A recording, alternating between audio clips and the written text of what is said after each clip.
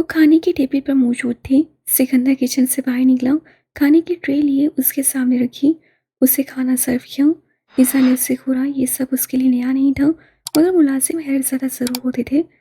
मुलाजिम खाना ले आते हाथ से, आपको ये करने की ज़रूरत नहीं थी। कोई बात नहीं, अगर मैंने अपनी बीवी को खुद खाना सर्व कर दिया तो। हाँ, मगर आप मुलाजिम नहीं हैं, मेरे शौहर हैं। उसे वाक़ई अच्छा नहीं लगा था। मर्द सिर्फ अपनी पसंदीदा औरत के लिए मुलाजिम बनना पसंद करता है। ज़्यादा नहीं सोचो, खाना खाओ। उससे बहस करना नाकाम था। ईसा ने खाना खत्म किया। सिकंदर उससे कमरे में जाने का कहता, वो ज़रूरी कॉल सुनने बाहर चला गया। वो वापस कमरे में आया जहाँ ईसा बेड पर बैठी किताब पढ़ रही थी। आजकल आपको बहुत ज़्यादा कॉल्स आने लगी हैं। तुम अपने शोहर पे शक कर रही हो। अंदाज शरारत भरा था। हाँ, अगर वो संग गैंगस्टर ना होता तो ज़रूर शक करती। इस जुमले पर सिकंदर के चेहरे के साविये बदले, जिन्हें उससे फ़ौरन दुरुस्त कर लिया। मैं कुछ बड़ा कर रहा हूँ, तो मेरे लिए दुआ करना। मैं अपने इस आखिरी मिशन में कामयाब हो जाऊँ। उसका लहजा अजीब सा था। ईसा ने किताब से नसें उठाई। आपका कल जाना बहुत ज़रूरी है क्या? बहुत ज़रूरी। सिकंदर ने दूसरी तरफ बैठते कहा। फिक्र नहीं करो, कल हान और रैनी तुम्हारे पास होंगे। मुझे सिर्फ आपकी मौजूदगी अपने करीब अच्छी लगती है। ईसा ने सर उससे कंधे पर रखा। वो मुस्कुराया। अच्छा, उदास नहीं हो। मुझे तुमसे कुछ ज़रूरी बात करनी है। क्या बात करनी है? ईसा ने उदासी से चूड़ लहजे में पूछा। साफ लफ्ज़ों में बात करूँ इज़ा, तो हमारा कपल उन आम कपल्स जैसा नहीं है जिन्हें लोग हैप्पी मैरिड लाइफ का टैग देते हैं। ना ही हमारी ज़िंदगी में उन आम कपल्स जैसी कोई रूटीन्स रही हैं। सच कहूँ तो इज़ा, मुझे लगता है मुझ जैसा शख्स किसी लड़की का आइडियल हो ही नहीं सकता। क्योंकि जहाँ तक मेरा ख्याल है, आजकल हर लड़की को एक परफेक्ट इंसान चाहिए होता है, जो हर चीज़ में परफेक्ट हो, और लड़की की फैमिली भी यही देखती है। मगर मैं वैसा नहीं हूँ। मुझे दुनिया गैंगस्टर कहती है, इस काली जुराइम की दुनिया का बादशाह। ये लक़ब भी मुझे कुछ मेरे जैसे ही लोगों ने दिया है। मेरा तुमसे 19 साल दूर रहना और फिर निकाह में होते हुए भी तुम्हें बीवी कबूल ना करना, इस सब के पीछे भी एक यही वजह थी। मगर इसे तुम किस्मत का खेल कह सकती हो। जो ट्रेजिडी मेरे और तुम्हारे साथ हुई वो बहुत अनोखी है। मैं अपने साथ हुई उस ट्रेजिडी को किस्मत का कोई इशारा समझकर सीधे रास्ते पे आने की कोशिश कर रहा हूँ। मगर इस सब में मुझे सबसे ज़्यादा ज़रूरत तुम्हारी है, तुम्हारे साथ मोहब्बत और तुम्हारे यकीन की। वो यकीन जिसकी बुनियाद चट्टानों जैसी मजबूत हो। मैं चाहता हूँ तुम हर हाल और हर मुसीबत में मुझ पर यकीन रखो, मेरे साथ खड़ी रहो, मुझसे कभी दूर नहीं जाना ईज़ा। मैं खुद को तुम्हारे काबिल बना रहा हूँ। तुम जैसी पाकीज़ा रूह को इस जुराइम की दुनिया का हिस्सा नहीं बना के रख सकता। सिकंदर ने उसकी तरफ देखा, जो यकदक उदासी से उसे देख रही थी। आपकी हर बात बजा है हाथ से, पर एक बात से मैं राज़ी नहीं हूँ। वो ये कि अगर आप मेरे काबिल ना होते तो मेरा अल्लाह कभी आपको मेरा महरम ना बनाते। वो बेहतर जानते हैं। वो ज़ात इंसान को उसके तसव्वुर से बेहतर नवाजती है। और मैं आपकी शरीक हयात हूँ, क्योंकि आप मेरे और मैं आपके काबिल थी। तुम मेरे साथ हो तो मैं दुनिया के किसी भी मिशन में कामयाब हो सकता हूँ। उसकी गोद में सर रखते वो मोहब्बत से लबरेज सहजे में खोया हुआ। ईसा ने मुस्कुराते उसका चेहरा देखा। आपसे एक बात पूछूं? सिकंदर ने इस बात में सर हिलाया। यहान भाई ने बताया था आपको पाकिस्तान से नफरत है। क्या मैं आपसे पूछ सकती हूँ, आप वहाँ क्यों नहीं जाना पसंद करते? क्योंकि पाकिस्तान के हर शोबे में हर दूसरा इंसान मुनाफिक है। मैं ये नहीं कहता कि यहाँ ऐसे लोग नहीं होंगे, मगर वो कहते हैं ना कि इंसान हर उस शय से दूर भागता है जिससे उसे नफरत होती है। मुझे भी पाकिस्तान से नफरत है। आपको पाकिस्तान की किस चीज़ से नफरत है? ईसा ने लहजा मुतवाज़न रखा। अमीर लोग और उनकी अमीर हुकूमत जो हर फैसला उनके हक में देती है, और जब भी कोई गरीब हक मांगने निकलता है तो वो इदारे जिन्हें इंसाफ दिलाना चाहिए, वो पैसा खाकर अपने ज़मीर तो बेचते ही हैं, साथ गरीब लोगों की खुशियाँ और उनका मासूम बचपन भी बेच देते हैं। सिकंदर का लहजा बर्फ की मानिंद हुआ था। जानती हो, मुझे अल्लाह से बहुत शिकायतें हैं, मगर फिर जब एक बात दिमाग में आती है तो दिल को सुकून सा मिलता है। उसने सुर्ख आंखें उठाकर ईसा को देखा। मैं शुक्र अदा करता हूँ कि जन्नत में रुतबे नहीं होते, वरना ये अमीर वहाँ भी नुमायाँ होने के लिए अपनी अमीरी के झंडे गाड़ने बैठ जाते। ईसा ने आज से पहले उसके लहजे में इतनी तलखी और नफरत महसूस नहीं की थी। आपको अमीर लोगों से नफरत क्यों है हाजिर? उससे ट्रांस की कैफियत में सवाल किया। सिकंदर ने गहरा सांस भरा। उसे अपने सीने में किश्तियाँ चुभती महसूस हुई थी। मैं 7 साल का था। 7 साल का बच्चा मजदूरी क्या करता था? मेरे घर में मेरा बाप जो रक्षा चलाता था और माँ जो लोगों के घरों में काम करती थी। एक दादी भी थी। एक सुबह मेरे अब्बू रक्षा लेकर घर से निकले। हमारी आमदनी का वाहिद बड़ा जरिया था, मगर आमदनी के बाद भी हमारे घर के सरबराह मेरे अब्बू, जिनसे मैं बहुत मोहब्बत करता था, एक अमीर बाप की औलाद ने नशे में धुत उनके रक्षे को टक्कर मार दी। उनका बहुत बुरा एक्सीडेंट हुआ जिसमें वो इंतकाल कर गए। ईसा ने उसका चेहरा देखा। वो सुर्ख हो रहा था मगर आंखें यूं ही खुश थीं। मैं और मेरी माँ पुलिस स्टेशन गए। हमें इंसाफ चाहिए था, मगर हम लोग गरीब थे। वह सजाया हंसा। अब्बू की डेथ के कुछ अरसे बाद वाकया हुआ।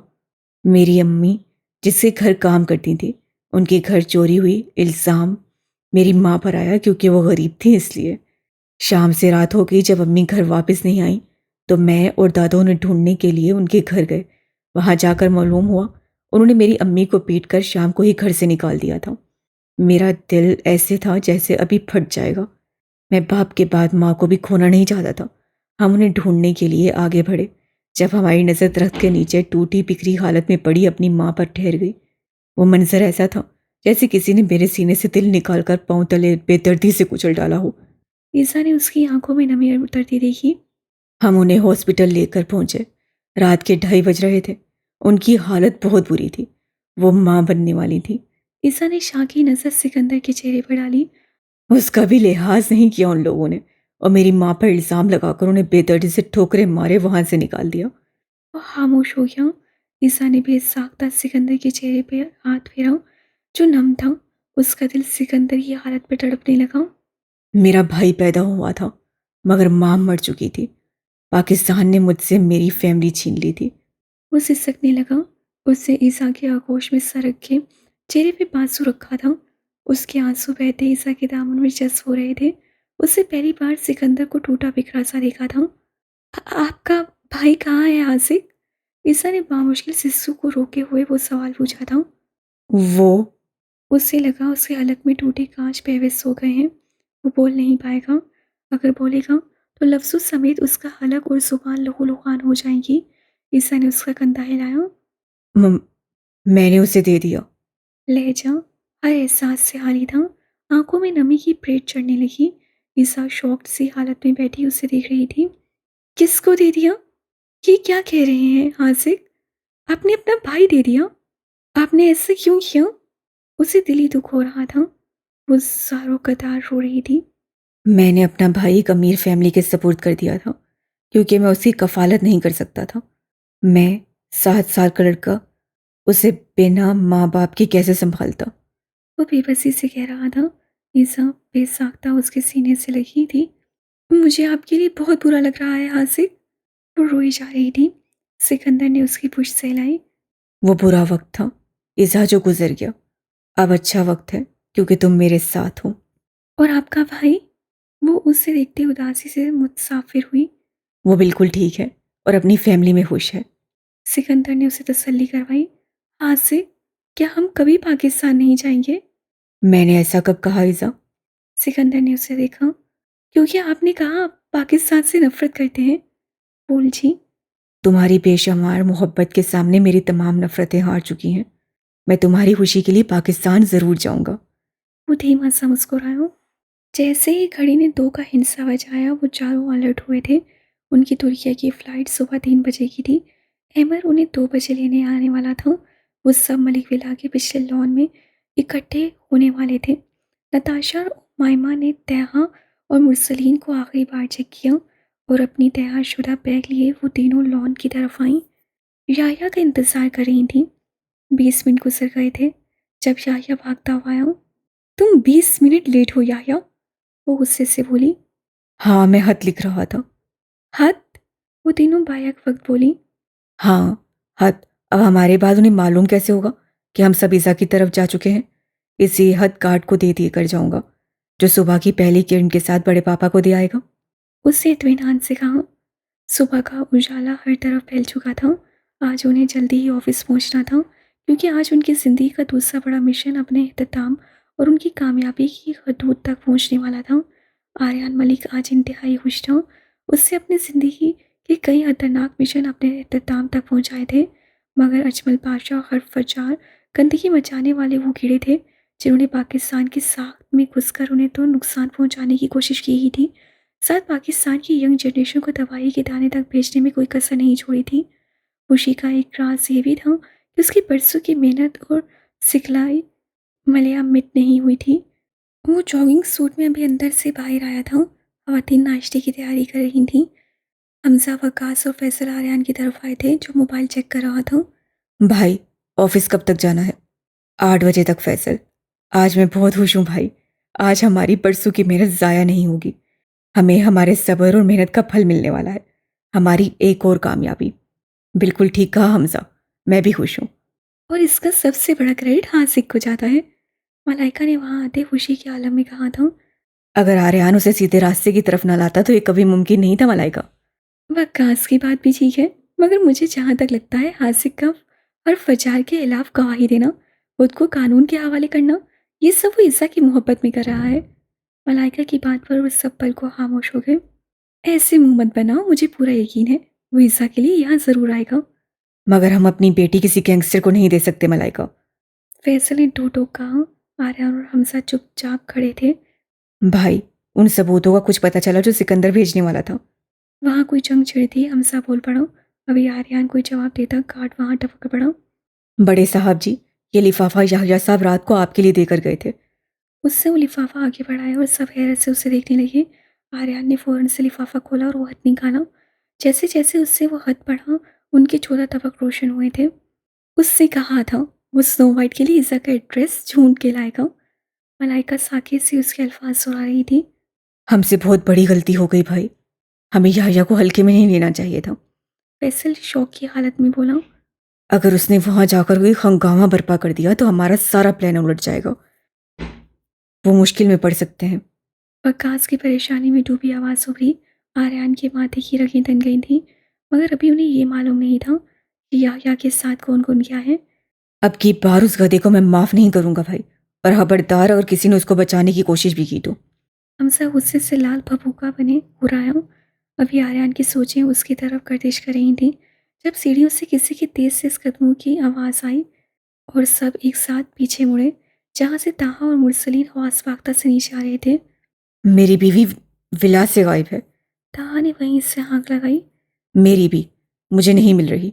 मुरसलीन उसके बाद बोला। खवातीन उनकी तरफ बढ़ी।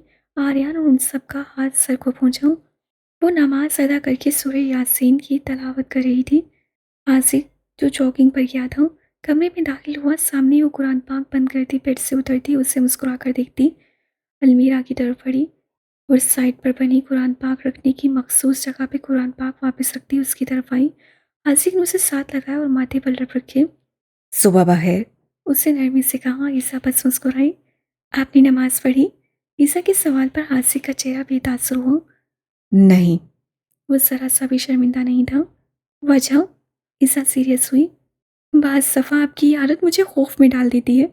कोई जवाब ना पाकर उससे उससे दूरी बनाते कहा। कौन सी आदत? सिकंदर के माथे पर बल पड़े। नमाज सा पढ़ने की आदत। उसने आसुर्दगी से कहा। किस नवैयत की होसदगी है तुम्हें? आप नमाज नहीं पढ़ते और जो शख्स अपने अल्लाह का नहीं हुआ वो मेरा कैसे होगा? ये खौफ मुझे दिन ब दिन खा रहा है। लहजा काटदार था। उससे अपनी ज़िंदगी की इब्तिदा उससे यही सब तो देखा और सुना था। जब भी कोई मदद चाहिए तो अल्लाह से रुजू करना है। जब कोई साथ नहीं होता तो अल्लाह साथ होता है। जब ये दुनिया धुतकार देती है तो वो थाम लेता है। हर अच्छे बुरे वक्त में उसे याद रखना चाहिए, सिर्फ अपने मकसद तक नहीं। ये उसकी तरबियत थी जो उसे बचपन से मिली थी। उसे बताया गया था कि अल्लाह से मोहब्बत हर मोहब्बत से ज़्यादा पाक और अजीम है। उसकी मोहब्बत पर कोई कॉम्प्रोमाइज़ नहीं करना। उसके बंदे को राज़ी करने के लिए कभी उसे नाराज़ मत करना।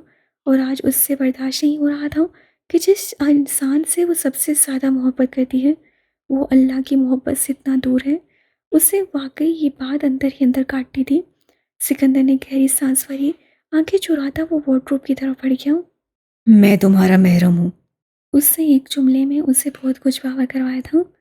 आप मेरे महरम बाद में हैं, पहले ही इंसान के मुसन्नत पर कायम है। ईसा ने जताया। चंद सानिए के लिए सिकंदर लाजवाब हो गया। ये आज का मसला नहीं था।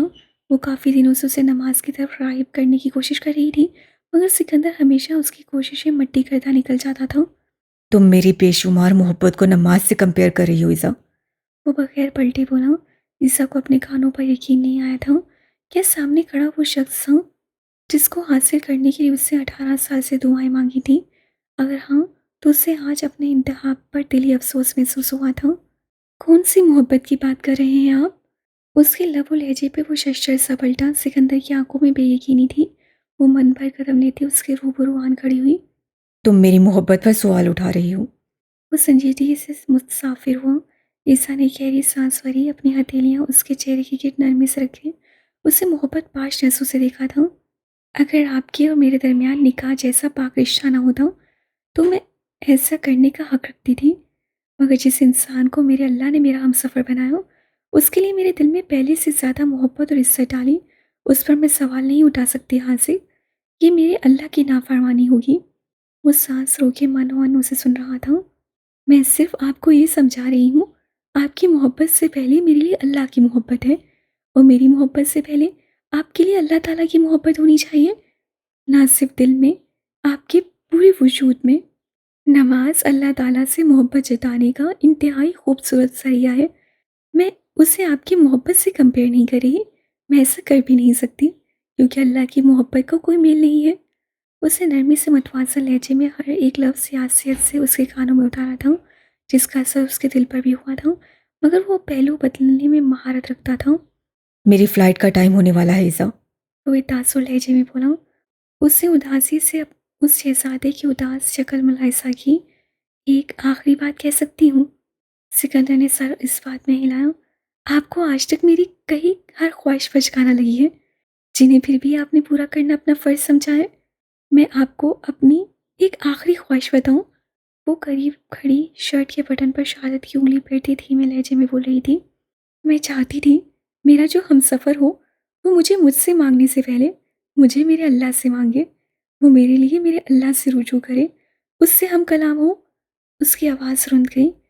वो लम्हा भर खामोश होकर फिर बोली, मेरी एक बात हमेशा याद रखिएगा, अगर वो ज़ात दिल में कुछ डाल सकती है तो उसे निकाल भी सकती है। वो अगर मुझसे कर सकती है तो ऐसी ऐसी आजमाइशें भी डाल सकती है, इंसान का सर खुद बहुत सजदे में झुक जाए। मगर मैं चाहती हूँ आप पर आजमाइश ना आए, क्योंकि आजमाइश हमेशा इंसान की मनपसंद शय से शुरू होती है। वो तड़प उठा। दिल की धड़कन पल भर को साकित हुई थी। ईसा का आखिरी जुमला उसके कानों में पिघले शीशे जैसा उतरा था, क्योंकि उसकी मनपसंद शहर सामने खड़ी उसकी बीवी थी, जिससे दूरी का तस्वुर मौत था। तुम मुझे डरा रही हो ईज़ा। उसकी आवाज़ कम थी, लर्ज रही थी, मगर खौफ सिर्फ एक इंसान को खोने का था। ईसा ने गर्दन उठाई। आपसे आपकी फैमिली इंसानों ने छीनी है, और नाराज़गी आपने अल्लाह से लगाई हुई। ये गलत है आजी। उसने सीधी सीधी बात कह डाली। अगर अल्लाह चाहते तो मेरी माँ कभी ना मरती, मेरे अब्बू का एक्सीडेंट कभी ना होता, मेरा भाई आज मेरे साथ होता। अगर वो चाहते तो कुछ भी हो सकता था। उसके लहजे में बच्चों से ऐसी हल्की थी। ईसा को एक बार फिर उस शख्स से हमदर्दी महसूस हुई थी। और अगर अल्लाह पाक ना चाहते तो मैं आपकी ज़िंदगी में कभी ना आती। उसे लफ्ज़ों से घायल कर रही थी, मगर वो उसे सिर्फ मिसाल दे रही थी। दोनों एक दूसरे को देख रहे थे। जैसे हर क्यों का जवाब नहीं होता, वैसे ही हमारे साथ कोई ट्रेजिडी का मकसद नहीं होता। कुछ आजमाइशें सिर्फ अल्लाह का कुर्ब हासिल करने के लिए हम पर आती हैं। मरना तो सबने है। वो ऐसे ना जाते तो किसी और तरीके से चले जाते, मगर जाना ज़रूरी था, क्योंकि दुनिया फ़ानी है। मैं आपसे ज़्यादा कुछ नहीं चाहती, मगर चाहती हूँ आप पर जब कभी कोई आजमाइश आए और आपको लगे कि मैं आपसे दूर हो रही हूँ, तो मुझे हासिल करने के लिए मेरे पास मत आइएगा, अल्लाह के पास जाइएगा, क्योंकि अनकरीब मुझे यकीन है आपकी आजमाइश शुरू होगी। वो ज़ात अगर बहुत कुछ से नवाजती है तो सब कुछ लेकर आजमाती भी है। वो उसे पत्थर का मुजस्समा बनाकर हवा के झोंके की तरफ उसके साथ से गुजर गई थी, और वो हिल तक न सका था। अगर मेरी बीवी पर एक खराश भी आई तो मैं उसे गधे को गधा बना के छोड़ूंगा। मैं बता रहा हूँ आपको डैड। ताहत से अपना गुस्सा कंट्रोल नहीं हो रहा था। वो बालों को नोचता इस शराबी कैफियत में टहल रहा था, और सलीम की शक्ल अलग उतरी हुई थी। मैं अभी इसी वक्त जा रहा हूँ बड़े पापा। कहाँ जा रहे हो तुम? अपनी बीवी और बहन को लेने जा रहा हूँ डैड। आवाज़ में उकताहट थी। तुम ऐसे नहीं जा सकते मुरसलीन, ये असूलों के। सॉरी टू से वकास अंकल, मगर असूल गए भाड़ में। मुझे मेरी बीवी सही सलामत चाहिए। उसकी जान पर कोई कॉम्प्रोमाइज़ नहीं करूँगा मैं। वो इतना तल्ख पहले कभी नहीं बोला था, मगर नताशा की उत्सरी ने उसे ऐसा बना दिया था। वो अपना पासपोर्ट लेने कमरे की तरफ गया। ताहा ने भी उसकी पैरवी की। अब क्या करना है भाई? ये दोनों तो नहीं रुकेंगे। फैसल ने आसुर्दगी से पूछा। चलने की तैयारी करो फैसल। वकास तुम यहीं रहो। मलाइका, हमजा, फैसल, तुम दोनों तैयारी करो। आर्यान गहरी सोच में डूबा सपाट अंदाज से हुक्म सादिर करते बाहर निकल गया। उन्हें जाने वालों की फिक्र नहीं थी। फिक्र खाई जा रही तो याह्या मीर के खुराफाती दिमाग की। आज जब उनका इतना बड़ा मिशन अख्ताम को जाने वाला था, उसकी एक गलती उनकी सालों की मेहनत बर्बाद कर सकती थी। वो पांचों इस वक्त इस्तांबुल की सरजमीन पर खड़े थे, अपने अपने बैग शोल्डर पर लटकाए एक दूसरे को देखने के बाद। वो इस वक्त ठंडी हल्की हवा में इधर उधर के माहौल को देखते कुछ देर पुरसुकून से खड़े रहे। अलबत्ता दिमाग सबके तेजी से काम कर रहे थे। कुछ इंस्ट्रक्शंस हैं, सब सुन लो। याह्या ने उन्हें देखते हुए बात का आगाज किया। कोई भी मुझसे पूछे बगैर कहीं नहीं जाएगा। जहां मैं कहूँगा वहीं जाएंगे। चाहे फिर तुम हमें जहन्नुम में क्यों न ले जाओ, नताशा ने मुंह बनाते कहा। हाँ, स्नो वाइट को छोड़कर तुम सबको वहीं भेजूंगा। उसने टका सा जवाब दिया। उमाइमा ने उसकी इतनी मुंह आड़ी पर उससे घूरा। लड़ाई को छोड़े मुझे बताएं, अब हम कहाँ जाएंगे? अब हम ईजा की बारात लेकर जाएंगी। नताशा का मूड बुरी तरह खराब था। मगर वो तो लड़के वाले लेकर जाते हैं, हम तो लड़की वाले हैं। सीरियसली अफाव, तुम्हें बारात की पड़ी है? हम दुश्मन के इलाके में, इडियट। तो दुश्मन के घर जाएंगे ना? दुश्मन के घर हाली हाथ मुंह उठा के जाने वाला ये पहला कदम होगा। एम्बर ने उससे घुरका। हाली हाथ नहीं हूँ, जीजा जी के लिए तोहफा लाया हूँ। याया ने गन निकाली। अगर तुमने यहाँ कोई मिस किया तो मैं तुम्हारी खोपड़ी उड़ा दूंगी याया। उमाइमा ने अपनी गन निकाली। लो, दुश्मन के इलाके में खड़े दुश्मन की बजाय ये अपने महबूब पे गन तान रही है। एक बकवास और तुम खत्म। उमाइमा गन की नाल पे जोर देती जी। चुप हो जाओ तुम दोनों, नताशा घुर्राई। आप सब लड़ ले, मुझे बस इस आपी का एड्रेस दे दे। अफाफ दिल मिलाई। ठीक है, इंस्पेक्टर की बीवी हो, मतलब ये नहीं कि रूप झाड़ोगी। मैं आपकी भाभी भी हूँ, अफाफ ने तेजी से कहा। तुम सब लड़ो, मैं जा रहा हूँ। ठीक है, वहाँ तुम्हारी बीवी भी है, मगर मतलब ये तो नहीं ना कि तुम हमारे साथ दगा करो और अकेले चल पड़ो। याया ने उससे भी लताड़ा। अहमद ने गुस्से से जबड़े भींचे। अगर मुझे मालूम होता मैं अपने शौहर की नाराजगी मोल लेकर तुम्हारी बकबक सुनने को यहाँ आई हूँ तो मैं कभी ना आती। नताशा बैग पर पकड़ मजबूत करते आगे को चल पड़ी। इसीलिए मैं शादीशुदा हजरात को साथ नहीं लाना चाहता था। उससे अहमद अफाफ के बाद एक नज़र नताशा पर डालकर कहा तो वो सब उससे खा जाने वाली नजरों से घूरने लगे। अनकरीब सालिम निकल जाते। याया, will you shut up? Umaima चीखी पड़ी। वो सब खामोश हो गए। याया ने उसे देखते मासूम बनते उंगली होंठों पर रख ली। मेरी होने वाली बीवी ने कहा है इसलिए चुप हूँ। उसने उन सबको देखते चलकर कहा। उमाइमा के तन बदन में जैसे आग सी लग गई थी। अभी वहाँ कोई रद्द अमल देता। उस बड़ी सी सड़क की खामोश फिजा में 5 गाड़ियों की धुआंधार आमद ने उनका ध्यान अपनी तरफ मुतवज्जा किया। मेरे ससुरालियों का वेलकम अच्छा होना चाहिए यहान। उसकी रोबदार आवाज़ स्पीकर से उभरी। यहान ने गहरा सांस भरा। क्या मैं कुछ दिन के लिए ग्रीन हाउस चला जाऊँ? उससे उल्टा सवाल किया। तुम उस लड़की से भाग रहे हो? सिकंदर ने संजीदगी से सवाल किया। मैं उस शर्मिंदगी से भाग रहा हूँ जो मुझे उस वक्त होगी जब उसे मेरी हकीकत मालूम होगी। प्लीज़ भाई, मुझे यहाँ से भेज दें। मैं उसका सामना नहीं कर सकता। उसकी आंखों में अपने लिए नफरत नहीं देख सकूंगा। तुम वाकई अपना दिल पाकिस्तान छोड़ आए थे। उसकी मिन्नत समाज पर सिकंदर ने कराहट लहजे में अपनी बात की उतनी तस्वीर की। भाई प्लीज़। यहाँ इससे ज़्यादा कुछ नहीं बोल सका। मैं चली जाऊंगी भाई। उससे भी खामोशी तोड़ी। उसकी इतनी देरी पर वो दोनों पल को कुछ नहीं बोल सके। तुम उस शख्स का सामना कर लोगी यानी? उसके लहजे में बहुत कुछ था। वो शख्स है, आम सा शख्स, कोई जुनभूत नहीं भाई। उसके लहजे में बेखौफी थी। सिकंदर मुतासिर हुआ। मेरी दुआ है तुम अपने आखिरी कदम तक ऐसे ही बेखौफ और डट कर रहो। सिकंदर ने कहा। ठीक है, तुम जाओ, मगर हाँ, तुम एम्पायर में ही रहोगे। उनकी ना सही मेरी बीवी की जिम्मेदारी तुम पर है। और हाँ, अपने अंदर हिम्मत पैदा करो। आज ना सही कल तो तुम्हें उस लड़की का सामना ज़रूर करना पड़ेगा। आखिर को मेरा रिश्ता भी तो तुम ही लेकर जाओगे। अपनी बात कही उससे कॉल कट कर दी। वो इस वक्त कपा तोपिया में था। दिल एक पल को वहाँ नहीं लग रहा था। ईसा तो जाते वक्त उससे मिली तक नहीं थी, न कॉल अटेंड कर रही थी। वो जाके भी उसकी बातों को भुला नहीं पा रहा था। उससे कुछ देर पहले ही आर्यान की कॉल आई थी, मगर आर्यान मलिक ये नहीं जानता था उसका दामाद उससे भी 2 कदम आगे की सोच रखता है। तुर्किया में बैठकर उसे पाकिस्तान की एक ही खबर रहती थी। इससे उसे पहले ही मालूम हो चुका था कि उसके कुछ ससुराली वहाँ आ रहे हैं, जिनकी हिफाजत की तसल्ली वो उसे करवा चुका था, क्योंकि तेज़ बारिश की वजह से उन्हें फ़्लाइट नहीं मिल रही थी। इससे उनका प्लान डिले हो गया था। वो गाड़ियाँ धूल उड़ाती उनके करीब आकर रुकी। एक गाड़ी के पीछे तमाम गाड़ियाँ एक इशारे पर रुक गईं। वो सब कुछ हैरत और गुस्से से उन काली गाड़ियों को देख रहे थे। अहमद और याह्या ने फ़ौरन गन निकाली थी। निकाल तो वो तीनों भी चुकी थी। तभी फ्रंट वाली गाड़ी से ड्राइवर की सीट से अनहरा आदमी वाइट जीन्स शर्ट पर ब्लू लॉन्ग कोट लिम्बूस किए अपने हल्के घुंघराले ब्राउन बालों को झटका दी थी। गॉगल्स उतारकर गाड़ी से नीचे उतरी थी। और वही लम्हा था अहमद शुजा के दिल की धड़कन आज दूसरी बार उस लड़की को देखकर उसके एहतराम में ठहरी थी। ये आपका पाकिस्तान नहीं है, तुर्किया है। यहाँ आपको गन थामने पर शाबाशी नहीं, जेल की सैर करवाई जाएगी। तो बराए मेहरबानी अपनी अपनी गन्स वापस रख लें। उसके लहजे से झलकता कॉन्फिडेंस और चेहरे पर रची बेअतनाई ने उन पांचों को अच्छा खासा दबाया था। पाकिस्तान जैसा भी हो, वहाँ के लोग दो दो चेहरे नहीं रखते। वो तंस अहमद की तरफ से आया था। मुझे एचएम ने भेजा है आप सबको रिसीव करने के लिए। अहमद की बात का जवाब देना तो दूर, उससे देखना भी गवारा नहीं किया था। अहमद सुलग उठा। पाकिस्तान में तो कम से कम लोग धोखा देने के बाद शर्मिंदगी की एक्टिंग तो कर लेते हैं। तुर्की में तो लोगों से वो भी नहीं होती। याह्या का लहजा काटदार था।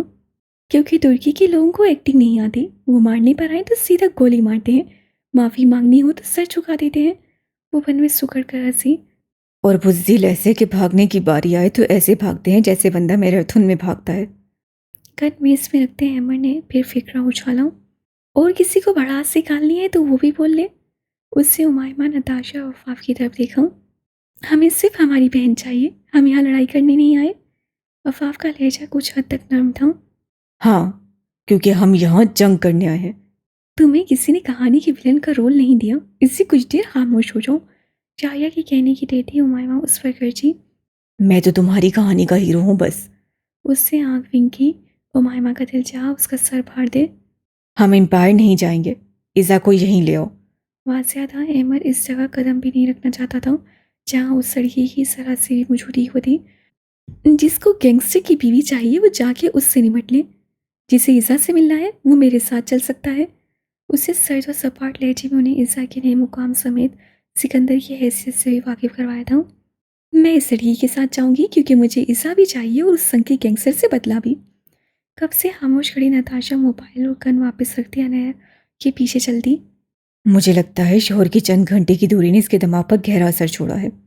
वो याया मीरी ही नहीं जो किसी की टांग खींचने से बाज आ जाता, मगर वो सब उसे लान तान करते नाचारा अनहरा के साथ एम्पायर निकले थे।